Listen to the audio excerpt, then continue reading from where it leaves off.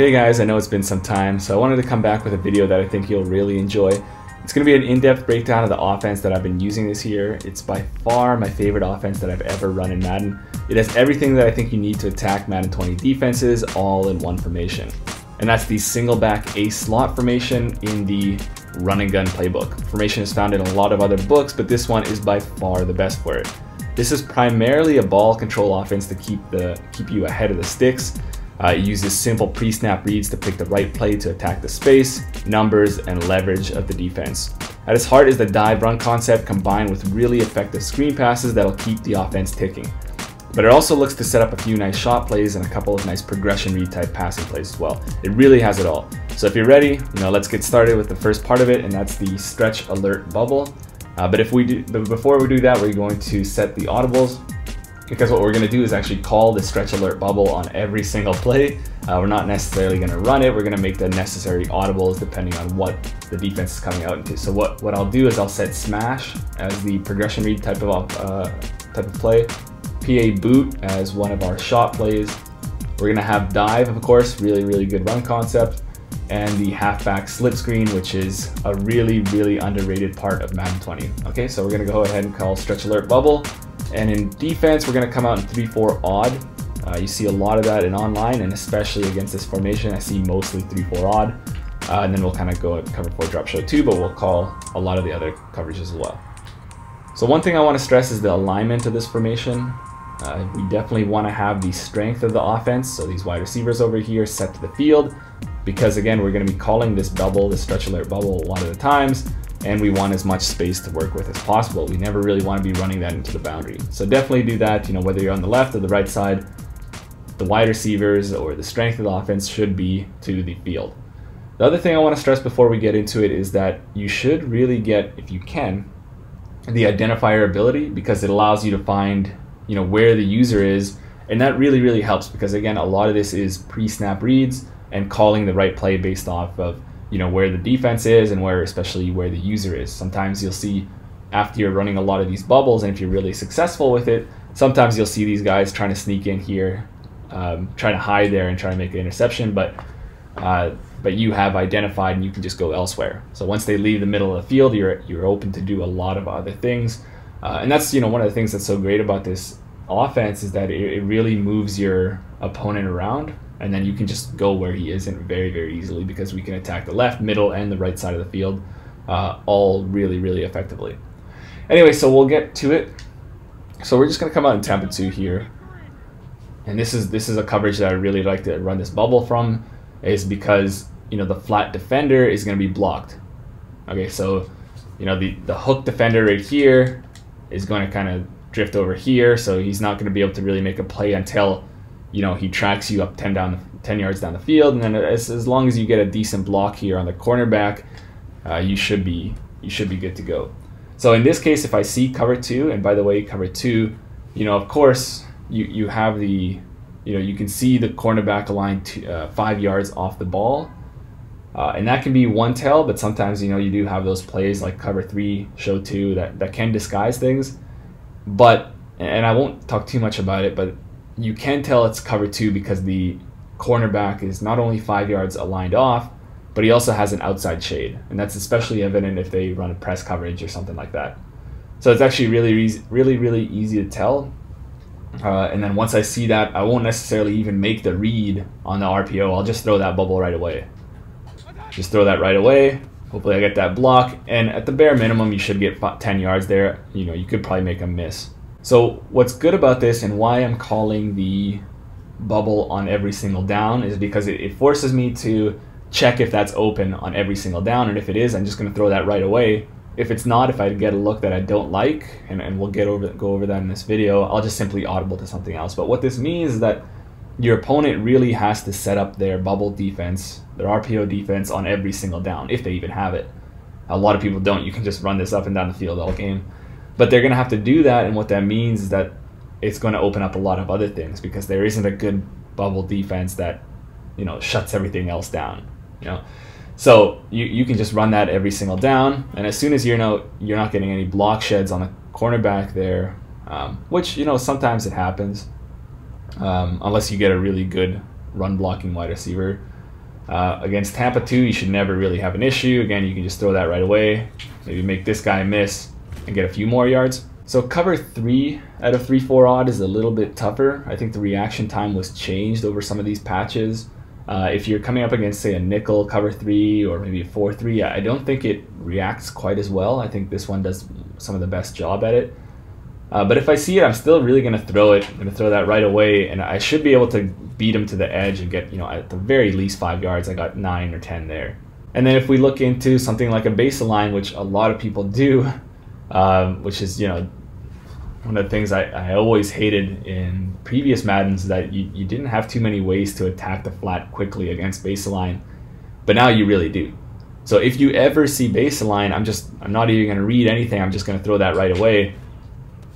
And in this case, you have a ton of space. Usually it's going to be a huge gain. So usually it's going to get them out of baseline. Or, if they're running some crazy blitz where they're manually moving those guys in, even if I see him manually move this guy in a little bit to get that pressure, well, this is going to be one of those great things to avoid that. So with this offense, you really don't have to deal with heavy pressure because you're always going to have some opportunity to throw some quick passes.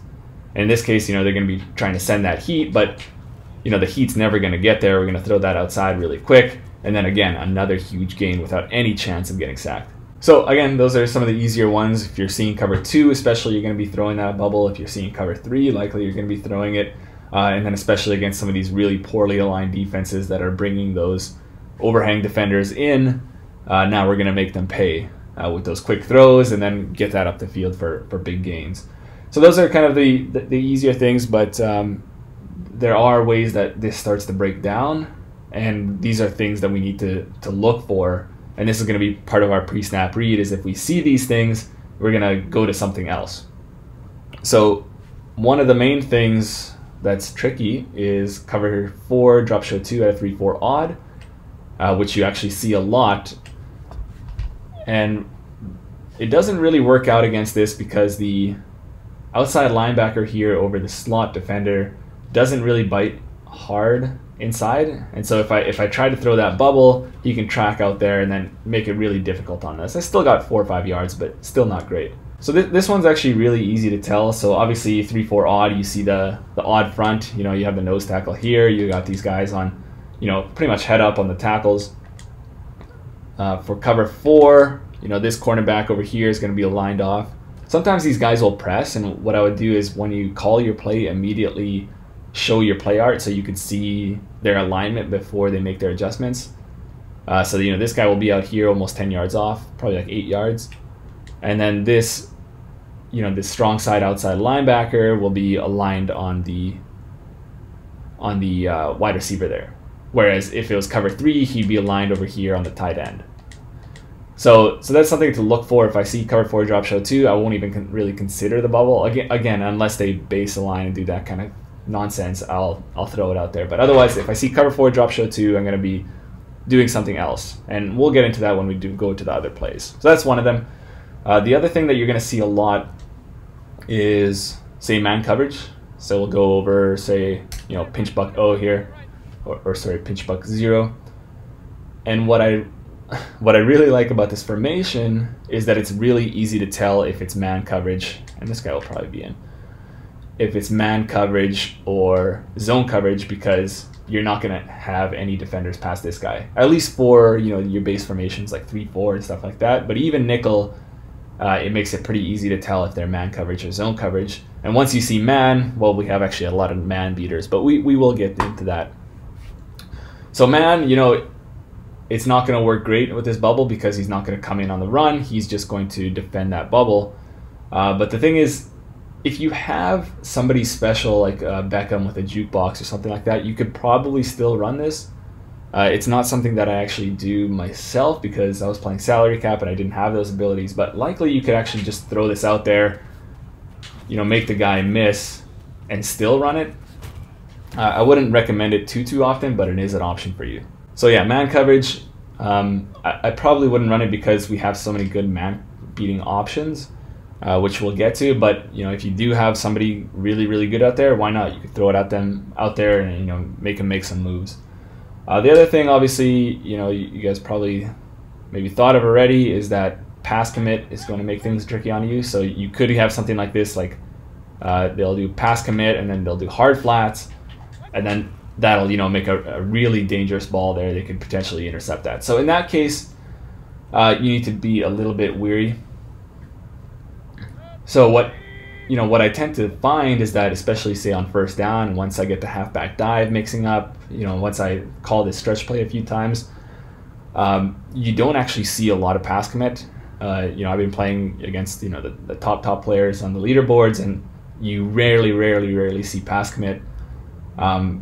But if you suspect there might be a pass commit, in that case, you would actually want to make that read.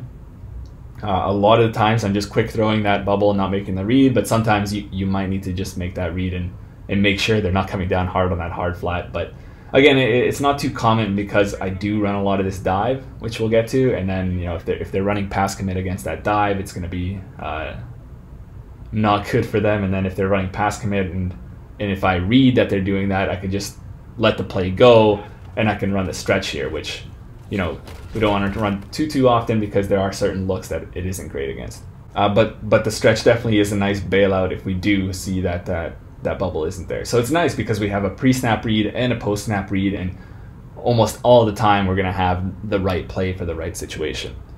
So the other things you'll likely see, you do see some of this stuff. You know, you see a lot of this baseline press nonsense. Unfortunately, like, so what I'll do is, if I see that, a lot of situations you can just throw that bubble anyway. Like right here, if I think they're in cover 4 drop show 2 anyway, I can just throw that, you know, make that guy miss. A lot of times he'll actually get a block there, but I'll just throw that anyway. But actually, more often than not, when you see the baseline press, it's going to be somebody, you know, some clueless guy running Tampa 2 here, trying to get that cornerback in the flat. But one of the things we're going to do is just simply audible to our passing play, hot route into like a Ohio concept over here, and we'll just have this free fade route over here for a nice easy one-play score. Or say if it was a baseline press on, say, like a cover 4 drop show 2, we could also have, you know, that same thing over here, and we can just throw that flat route if it isn't a cloud flat. So that's one of the things that I'll look for, and you see that pretty often, especially against, you know, average and lesser players, is that'll be one of their options to try to slow things down. You know, they'll start to really bring these guys down because you're hitting them with dive, you're hitting them with screens, but what they don't know is that you actually have some shots lined up. You're constantly looking for this stuff, for this nonsense. If you see this baseline press cover 2, again, you know, even if this half over here is kind of aligned poorly, but even that case, again, we're just going to be looking for that every single time, and we should be able to throw that fade route right there. Easy stuff. Other things that you'll see, Tampa 2 with perhaps the slot defender manned up. And what that'll do is that right here I'll see Tampa 2 and I'll say, okay, I'll throw it, but then this guy does a much better job at tracking that than he normally would. But what's cool is that if they do this, so man him up over here, if I suspect that they're doing that, what I'll do is I'll audible into another play, say halfback dive, and then that defender, as you saw, will realign. And he'll only realign if he was in man coverage. So once I see that, you know, I could, you know, just pick a different play like halfback dive or whatever, or, you know, he's in man coverage, so he's not going to be in a zone, and I can just run something underneath to where his zone would have been. So now I want to kind of go over the stretch side of this play. So against zone coverage, I generally won't run it because you don't really have the numbers. And then you'll have, you know, plays like this, the cover 4 drop show 2 at a 3-4 odd with the contains in, so just stock. You sometimes get weird things where that defender will just shed through immediately, like that tackle won't get a block on him. In this case, it was okay, but a lot of times he'll come in, so I don't even necessarily really like it there. If I'm running against zone coverages, and I'm just going to crash these guys out so I don't get any of that. If I'm running against zone coverage, and I actually do this in the goal line situations a lot, I'll actually take one of these guys, actually the only guy I can, I'll take Landry and I'll motion him across the field. And what you'll see is that he actually turns into a hitch here. I'm just going to smart right that to make him go a little bit further. So he's not going to immediately block until I get past the line of scrimmage. So I'm just going to make him push a little bit more, push those defenders back a little bit more. I haven't really been able to work in an RPO on that side with the curl. And that's mainly because this side of the formation to the boundary here is actually going to be playing pass commit. So that frees up your stretch a lot more because those defenders are going to be tracking back. So it's almost like a draw play, but you're running outside zone here. So you'll see what I'm talking about right away. And you know, it's not the greatest run, but it's definitely something there. So as you saw from before, on the left side, you know, they're playing run commit, not run commit, but just a regular commit, and you're able to move that bubble outside. But to the boundary, and again, this is another reason why we're running the weak side of the formation to the boundary, is that these defenders are going to start backing up. So you'll see them drifting back. You know, a regular stretch play, this edge defender would immediately engage with a tight end, but in this case, he actually tracks back a little bit. And you'll see also here, these cover 4 defenders, they kind of come down a little bit, but then they kind of come back a little bit.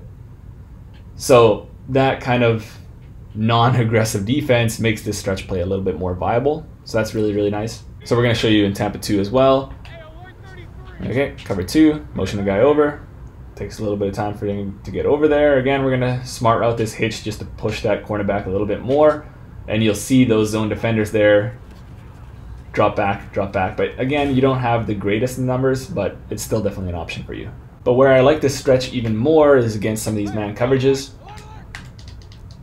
You know, where they have all these guys up on the line of scrimmage. In this case, you see all that space over to the right. You're going to be much, much better here. You're always going to have one guy free, but if you have a special running back, which I know a lot of you do, all you have to do is make one guy miss and you're off to the races, as you saw there. So you'll kind of have to think about how you want to spread these abilities out here. It would really, really be nice to have that, you know, running back ability, as you know, a lot of people know already. Identified on one of your offensive linemen is definitely really good. Having the jukebox here, or as you'll see in the next video, is that having a post specialist on one of these wide receivers is really going to help you out a lot. The other thing I like to do against running against man is potentially moving this tight end out, and that does just help a little bit with the blocking. You get that tight end to seal the edge there, and then you can kind of run around him a little bit. And then once you get them going sideline to sideline with the stretch in the bubble, well then that's when you throw in the halfback dive. When they're not expecting it right up the middle, that's when you hit them, and then you should be able to get, you know, a big gain from there as well. So then that's why I really like this formation, because you got quick options to the left and to the right, and then again a quick option right up the middle with the halfback dive, which is probably my favorite concept in this game just because it's such a quick hitter. And then the formation really makes this happen because you have this nice blend of spread to the left where you can do the quick throws and you can do some other nice stuff, and then this kind of power run scheme, or sorry, this heavy run scheme where you have these extra tight ends here where, you know, the bubble's going to make them, you know, be honest, and so that's going to usually create a light box. Here you see 6 defenders against 7 blockers, so you're always really going to be at an advantage there. And then, you know, if you're coming up against a, you know, a heavy blitz scheme, you can max protect there. So many different things you can do with it. So the halfback dive is definitely nice, especially, you know, to keep them away from the pass commit, or, you know, to take advantage of the pass commit, and you can do even better in the run game. The one thing you should note is that you will want to run to the hand of your quarterback. So if he's right-handed, you go right. If he's left-handed, you go left, just to get that quicker handoff. And then we'll show you against dollar as well why this is really, really good. So against these, you know, dollar blitz schemes where they bring everybody in here, create this pseudo field goal block defense. Who's in on the blitz here? Is it McCourty? I really like the dive, even if it's like 3rd and 10. You know, first of all, you don't see this formation a lot against this formation, but if they get you to like 3rd and 10 or something, they'll check into it and they'll kind of come down here. But, you know, they have 7 defenders here in the box, but you have 7 blockers, and they're going to engage with these guys really, really easily. And then the dive is so quick that they're not going to get any of their block sheds. And so from there, I mean, in this case, you could even just run the bubble here because this guy's open, and then you have the block right there, and you should be fine as well. But dive is just so good here. You're always going to have the block set up. you're gonna have a free guy to, you know, hopefully target one of those safeties. But yeah, again, against this pseudo field goal block stuff, I love the dive. Again, you get those blocks. Hopefully you get a block here. I don't know what he's doing, but you should get more than 20 yards. And the last thing we're gonna go over before we kind of wrap it up and save the rest for another video here is the halfback slip screen here. This is, for whatever reason, really good this year. So it wasn't really that great in last year's and the previous years.